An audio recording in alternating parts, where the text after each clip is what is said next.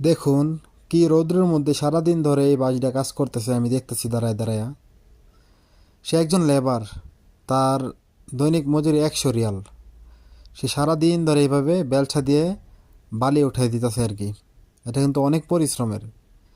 বিদেশ মানে যে শুধু আরাম আর আরাম এরকম কোনো কিছু না কিন্তু। কাজের দৃশ্যগুলো আমরা কেউ দেখি না বলেই আমরা বিদেশ আসতে পাগল হয়ে যাই।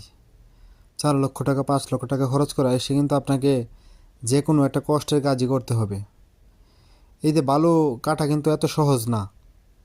সম্পূর্ণ রৌদ্রের মধ্যে, উপরে কোনো ছায়া নাই। ভাইটা কিন্তু ঘেমে গেছে।